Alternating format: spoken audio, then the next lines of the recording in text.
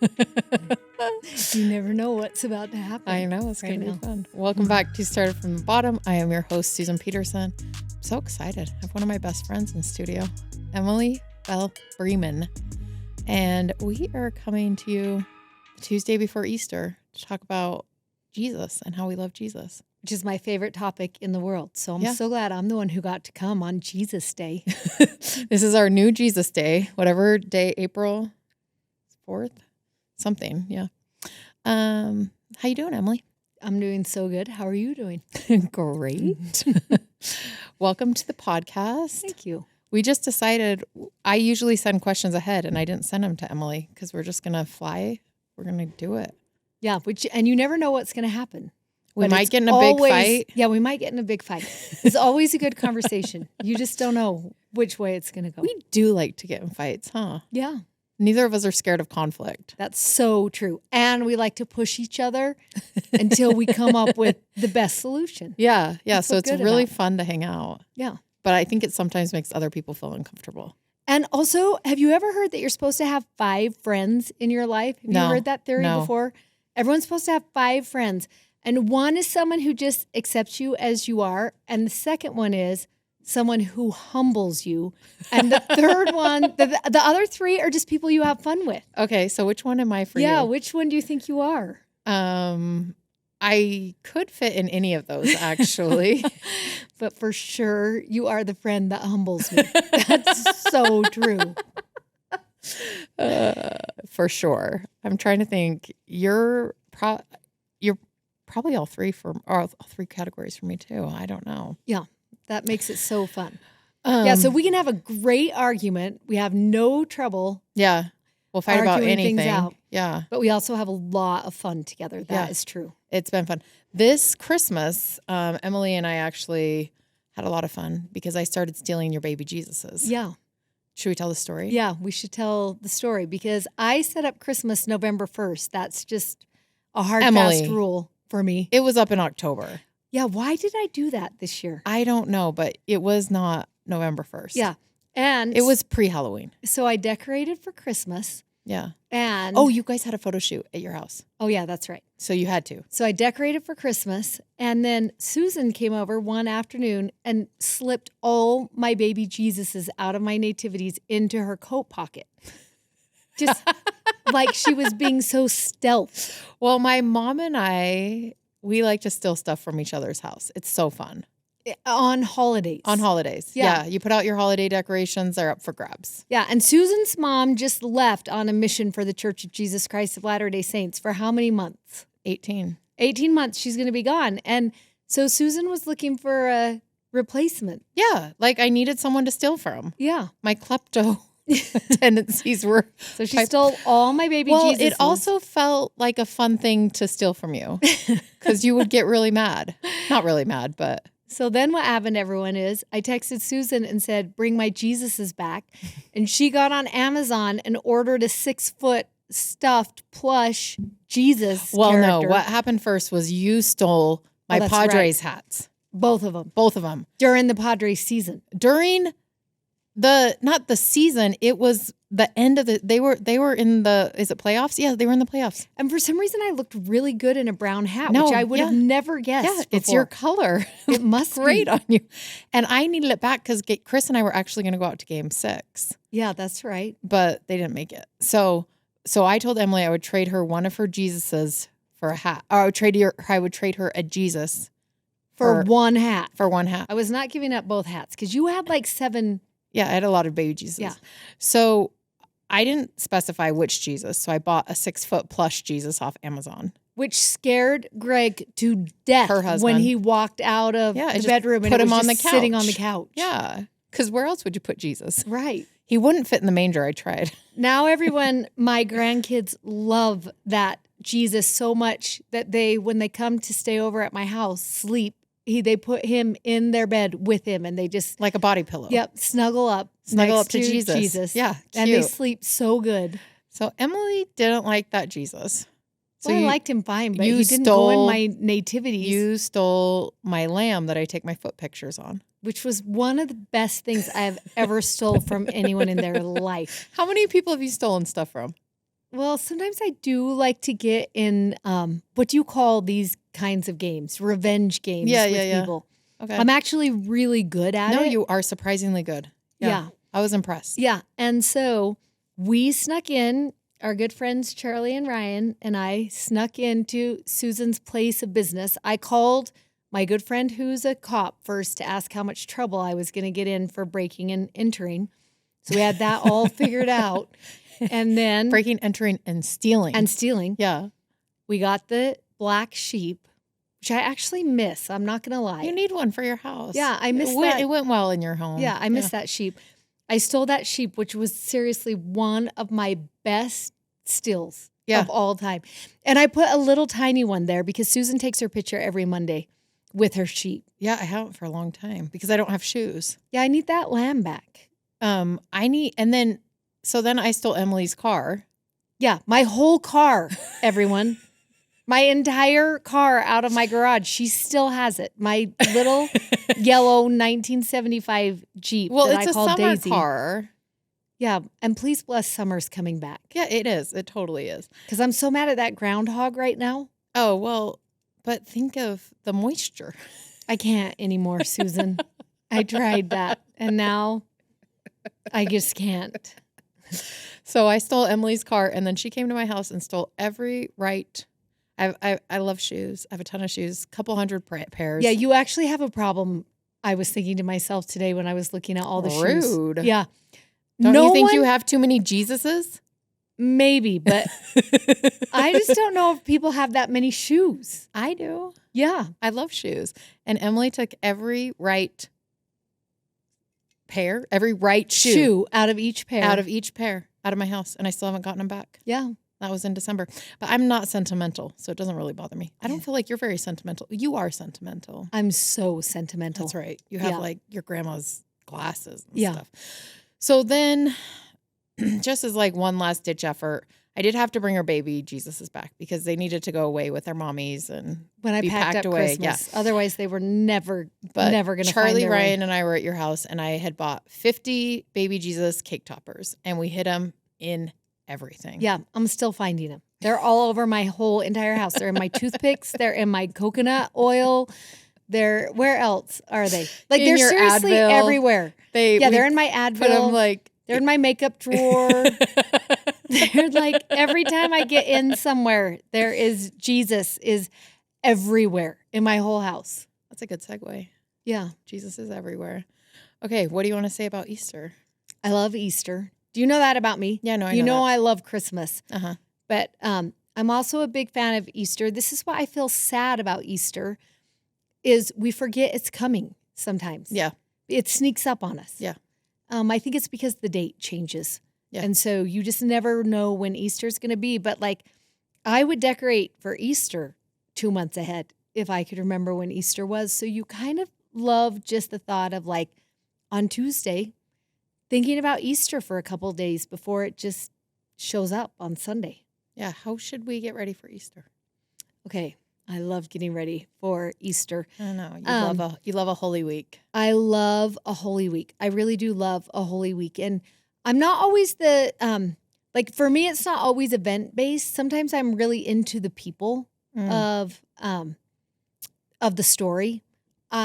We tend to focus on Holy Week by event, which is how I am studying it this year. I love that in the Church of Jesus Christ of Latter-day Saints, there is on the Gospel Library app this year a Holy Week study plan you can actually send out and do with friends and family, which I think is such a fun idea. It's one of the first times I've ever done something like this.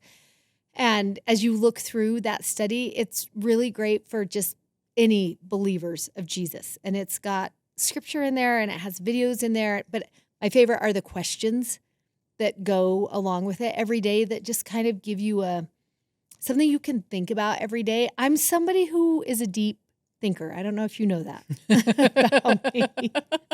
I do know that about you. So I really do like someone just to give me questions that I'm like, oh, I do want to think about this. But if we were going to talk about a person instead of like an event-based Holy Week, last year I was reading about the guy who was in charge of the donkey and the colt.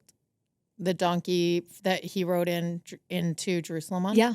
Okay. The triumphal entry. Who's even ever thought about that guy before? But do you just want to think about him for 1 second? Tell me about him. Okay, this is what I'm so fascinated by. Here's some guy who owns a donkey, who's just had a baby. I think the scriptures tell us which no man has ever ridden before. So it's like, okay, the donkey just had a baby. Yeah. You're saying, okay, it and must no have man a little had cold. ever. No one had ever ridden on it before. Okay. It was like new and probably of great worth. And Jesus says to his disciples, go to this place where two roads meet, he tells them, and you're going to see this man. He's going to have this donkey and this other colt that is going to be with it. And when you get there, tell him your Lord has need of those, and then bring them back. Okay, I just have been thinking this lately. What man standing on the side of the road where two roads meet with those animals that are probably worth a lot of money in those days, and someone, a stranger they've never met before, comes up and is like, my Lord is in need of those two things. Who just gives away the things? You wouldn't. You'd make them steal them from them. I don't. Yeah, no, that's a good question. I think a lot of times in the scriptures, it's just people being willing to say yes. Yeah. And like, okay, let's see where this goes kind of thing. Right. And that's what, in my mind, I'm like, am I that guy on the side of the road? Like when someone says to me, oh, the Lord actually has need of this from you right now, am I like instant in my response of like, well, could you just take like the one? Do you really need show me the both? text. Or like, you know how you're just, how long do you need them? Right. Are you going to give me your license and bring them back? Yeah. Yeah. I will. Yeah. Yeah. What's going to happen? Like, what's the recovery plan here? Yeah. You know? And like, there's no questions asked. He just somehow shows up on the way into Jerusalem on this donkey that we don't really know very much about, but I'm so intrigued by the man who was like, yes. Don't you feel like though, in Jesus's story, so many times it takes a little bit of like, that's not how I would have thought that would have gone. And I've noticed when miracles have happened in my life, when Jesus has shown up in my life in big ways, it's through things that I'm like, is this even legal? Right. You know what I mean? Yes, because it's unpredictable or unexpected or unconventional. Yes. And it's not always like this like soft, serene. It's never actually. Yeah. Like it's usually messy and it's big and it's bigger than I can wrap my arms around sometimes. And it's more than I could ever do anything with. But it is like this beautiful, big, different, cool thing. Or sometimes it's small and simple, but most of the time, the big ones, they come how I least expect them. Right. Yeah. And they give you a little bit of like trepidation for like, is this the entering right thing? in? Yeah. Yeah. Yeah. Like, do I really just let these go with those guys? Because have you ever taken care of a donkey before? Right. You know, you're just like, do you know and was what it to do? his whole wealth? Right. Yeah. Yeah. So it's made me a lot be thinking this week of like, I want to be that guy. I want to be when someone is like, the Lord has need of this from you, to just be like, okay, I'm in. I feel like you are that person because as your friend, Emily ropes me into a lot of stuff. And in fact, the first time she roped me into something, I told her, I'm never doing anything with you again. And you keep roping me into stuff. I do feel like you are that guy. Showing up. Well, it's always fun. I know. Doing good is fun. That's what I think. And there is something about me that loves the unexpected. Yeah. That loves the unpredictable. That I'm like, okay. It's exciting. Yeah. Is there going to be a miracle at the end of this? Because I'm 100% in if that's true. Even though it might be a little bit hard on the front side. Yeah. Yeah. Yeah. That's amazing. Okay. What else are you thinking about for Easter? Okay. The other thing that I love for Easter. So everyone has time to think about this if you want to. I had a good friend of mine, Michael Wilcox. Do you know Michael Wilcox? Mm-mm. Oh, I just love him. Do you ever have those men that are older and they're just wise in your life? Yeah, you do. You have your one friend that you sometimes go. Yeah, with my dad. He has a couple of guys, or I even love anyone actually that's older than me that is wise. I would love to talk to any men or women. Yeah, that's me too. I tend to be a collector of wisdom. Yeah, same. Wisdom seekers.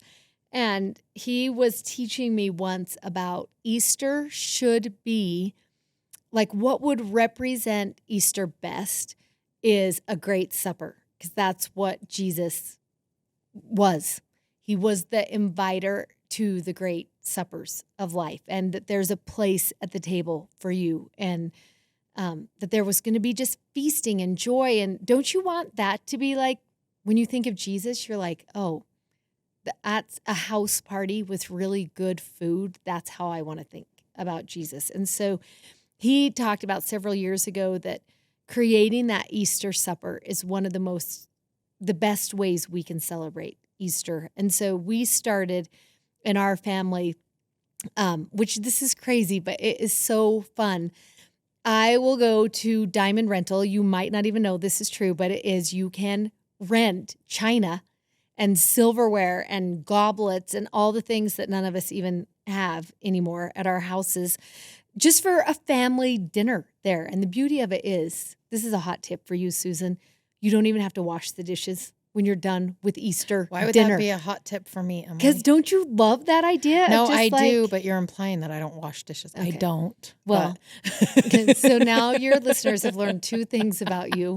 I just love you just scrape the plates off and put them back in the and little then plate they come holders, pick them up, and then or you drop them off. Drop them back off. Oh, amazing! It's so nice, but it like elevates that dinner. It's so beautiful at our house, and we just have normal dinner. Everyone, don't think I'm a really great cook, but I always go somewhere special for dessert on that night. And we'll set it out before we even eat dinner. Just everybody has, because you can get the dessert plates too when you go there. Yeah. And get that like fancy china and the beautiful silverware and the goblets. And I just love having one night a year that is just like, I don't know, elegant faith is what it feels like. This beautiful supper of just welcome and rejoicing about Jesus. Yeah. I love it. So that's the other thing I love about Easter. What do you love about Easter? I love thinking about just the miracle of him being risen. I love, love, love the story of Mary Magdalene. Me too. Going to the tomb. And you know when you look for something and you're frantic about it and you know you've lost it and it's like important and you know you put it somewhere and then you find it, and that feeling of relief. And I love to go through her feelings of how she felt running into the tomb, wondering where he was, crying, not recognizing him, but then him calling her name. And I just think it's just such a beautiful, beautiful story. Yeah, I love that story. Mary Magdalene is my favorite in all of Scripture. In fact, do you know this about my necklace that I wear every day? No. Have you ever seen this before? No. Yeah, I've seen that before. I've seen you wear it before. It's from Israel. There is a place that we love to visit over there that's called Magdala, and there's a hotel there that is built over what they think is her synagogue that she would have gone to church in and that Jesus would have taught there. And within that synagogue, as they've dug up all of it, there is this symbol that is for some reason all over in this synagogue. And when you look at it, it's kind of hints toward the Star of David, except for it's much more feminine looking. It looks like a flower, but with that right number of petals. Some people say it is the feminine Star of David, but I love that reminder of her witness. That is why I wear it. I wear it every single day, just this reminder of the powerful witness of a woman. Like, what are the odds a woman is the first witness of the resurrected Lord? What are the odds? 50-50. or less. she hates when I get stabbed. She's like, why are you? Think about the time period. Yeah. When does a woman get to be a witness? Yeah. In the time of Christ. Well, there's only two genders. So okay, 50, that's 50. true. I'll give you 50-50, but I'll give you 1%. You know? Like they just were not listened to, or you would not choose a woman to be the first witness of the most significant event that happened in all of history. And I love that, again, it's unexpected, it's unconventional, it's unpredictable. Yeah. That God's like, oh, this will be good. Yeah. I'm going to send Mary first because he just does things different. Yeah. And than what I everyone like expected. And he still does. Yeah. Yeah. Yeah. And I love her. I love this about that too.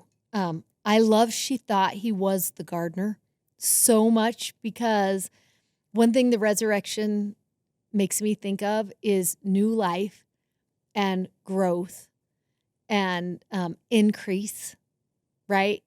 All of these things that are going to happen, that Jesus shows up in our stories as exactly what we need. For Peter, when he was drowning, he came as a lifeguard. For Joshua, outside of the walls of Jericho, he came with battle armor on.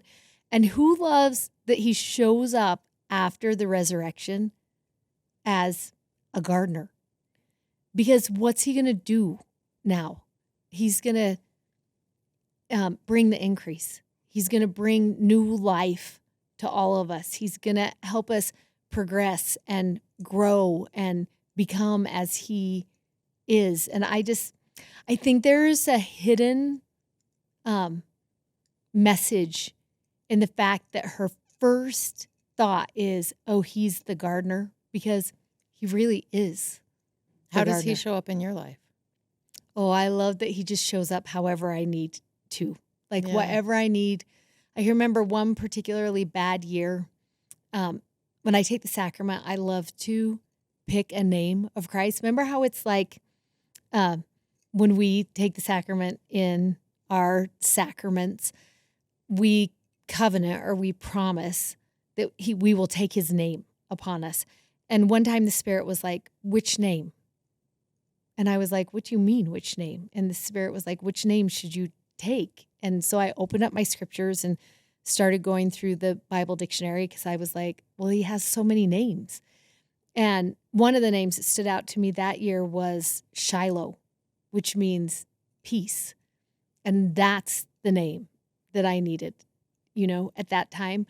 But for me, I love that he shows up as what I need right now in my life. And if I was going to choose how he's showing up for me right now, the image that would come to me is the armor of God. And we read about the armor of God in Ephesians, where it talks about the shield and all these, the sword and your feet shod, all of these things. But there is a spot in Isaiah where the Lord talks about wearing that same armor, just the same as he asks each of us to do. And I love that thought as we are entering into moments that maybe feel bigger than us or greater than us. That thought of entering into what might feel to us as one of the greatest battles of our life, that he would show up ready to go after that thing with us. And I like that thought. Yeah. I love that too. What would he be for you? I would say over the past couple of years, he has just been my rock, where I've been kind of having to rebuild stuff in my life and, make sure that I'm on a solid foundation. As you've been there through it all. Like my mental health was not in a good place. And when you're at a crisis level, mental health wise, it's kind of like, and not really knowing what's real, what's not real. I actually had to kind of not take a step back, but maybe just rest. Yeah. A lot in my spirituality and, not feeling judged for doing that and just feeling like I was exactly where I needed to be. But then as I'm going back into it deeper, feeling like, oh yeah, I know this is what everything was fine. I think sometimes we feel like, oh, if we're not pushing all the time, we're not doing it right. We're not doing it right. Because there has been kind of a little bit of talk, oh, you're in the river, and if you're not swimming upstream, you're going downstream. And yeah, that's true. But sometimes you just need to rest. Yeah, and sometimes you're just holding on to the rock in the middle. And I think that's so true and important to talk about with mental health, because both of us have been through those mental health crisis moments. And for me, and the same was true for you, we've talked about this, is emotions and feeling things deeply and connecting on a level where we normally do spiritually is really hard when you're in a tough mental health spot. When you're at crisis level. Yeah. It's just hard to engage like that. And I love that what was the answer for you was just the rock. It was just strength. It wasn't pushing in any direction or swimming or engaging. It was just like going to where strength was. Yeah. And I think it's important to sometimes remember that. Like sometimes it's just breathing through it. Yeah. And holding on to the one secure thing in the midst. Yeah. Yeah. What like, I want to say, I don't know what, like, I always think this, there are two times in the year where I'm like, okay, new intentions, new freshness, right? I don't do anything at the beginning of the year. Yeah, me either. But for my birthday, we both have late birthdays. I'm in November, you're in December. I always set my New Year's resolutions then. It just feels like the right time for me. Yeah. And then at Easter, I always feel like it's fresh again. So what are you excited about? Oh, that's so fun. Okay. What am I most excited about this year? We've talked about this before, and Susan knows, because I rarely choose a word for the year. I don't know why. Do you? No. I can't do it. I can't commit. There's so many words. What if the other ones get their feelings hurt? And I love words so much. So it's really hard to narrow down on one. And I am the same as you, where I will reset intentions. I actually do it 3 times a year. I'm a change with the season intention setter. And this year, for some reason, I was really drawn to this picture, which is so funny, of Walt Disney with just a bunch of creators. And it's a brainstorm session. That is what I was drawn to. And I was drawn to it in January. That's what happened for me. And I was like abnormally drawn to it. Not just like, oh, that's an interesting picture, but like, this is a year for brainstorming. And it has been for 4 months. Like, I have had some of the best brainstorming sessions of my life in the past 4 months, because I've been open to it. And there've been business brainstorms, there've been religious brainstorms, there've been brainstorms with a lot of people, but also individual, one-on-one conversations of just, and not trying to be a problem solver or a fixer or a solution girl, but just like there for brainstorm sake only. And I still feel like going into this next 5 or 6 months, I only ever look 5 or 6 months ahead. That's really normal for me. And I still am feeling really that sense of not problem solving, not fixing, but engaging in conversations, important conversations. That's what I feel drawn to right now, and being open. Do you ever have that, like, that's one thing I love about the Christian faith. If you ever go to church with other Christians that are not LDS Christians and you watch them worship, a lot of times you'll see them worship with like palms open or hands raised, but usually palms open.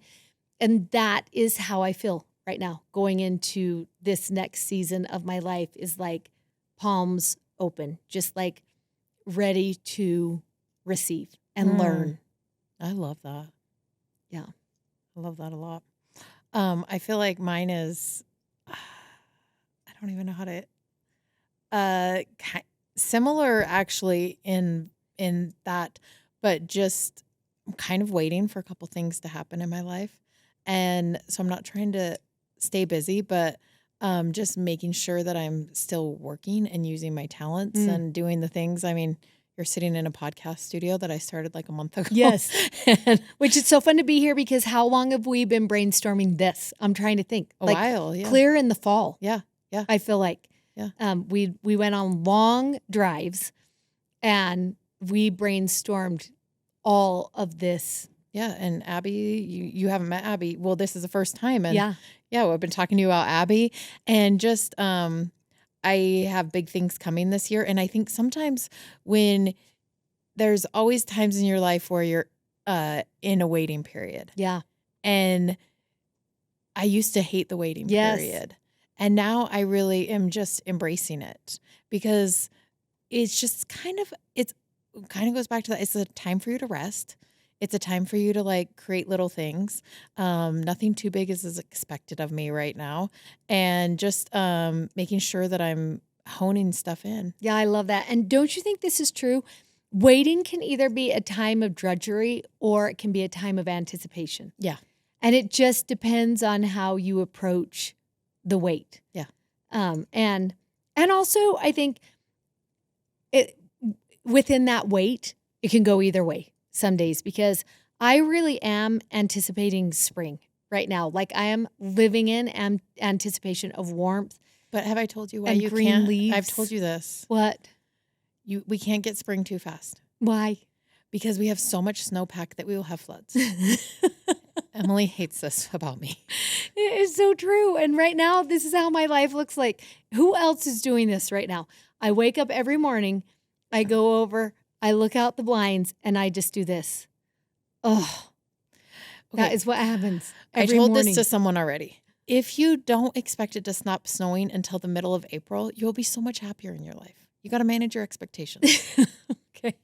I'm terrible at managing expectations. I know you are not very patient. That's so true about me. You want stuff now. Yeah.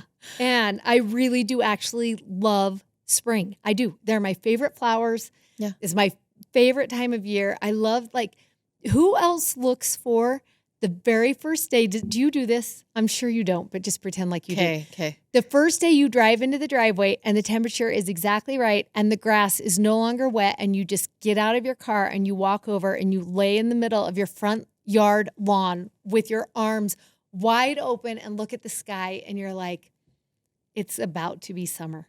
I've never done that, but that thing you told me about your neighbor makes a lot of sense. Just kidding.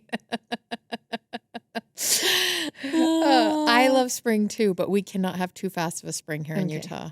We will all flood. Did you live here when we flooded in the 80s? Okay, so I lived in Delta and I can remember it because I was born in 78. Yeah. And that's what they're saying. We have more snowpack this year than we did that year. This is what I remember about that year. I'll never forget it. As long as I lived, they canceled church. Oh, gosh. And you could go make sandbags instead of church.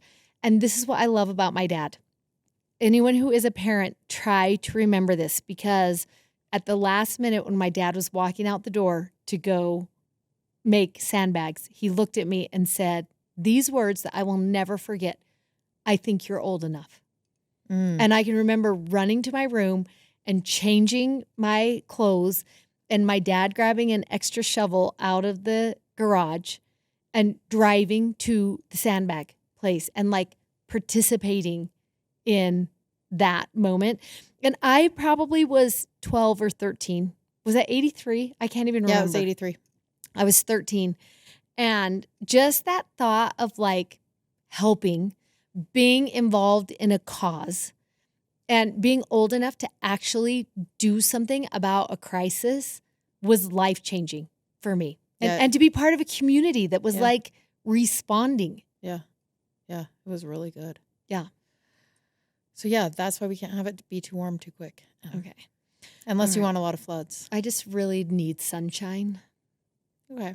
Well, didn't you just get back from Arizona? Yeah, but that was a 2-day trip. Remember when I almost didn't come home? Yeah, no, I know. You could go stay in San Clemente. Yeah, I do love San Clemente. Yeah. That's true. Go hang out with Noelle. Yeah. And Stacy and all the girls out there. Yeah. Yeah. What would you do without me for all those days? I would just FaceTime you. Okay. Okay. I would not be bringing your Jeep back. I know. See, I don't even need my Jeep right now. You can just keep stealing the Greg Jeep. said I can't bring it back. Emily's husband said they're getting ready to remodel their house, and in the garage is all their remodel stuff, and so there's no room for the Jeep.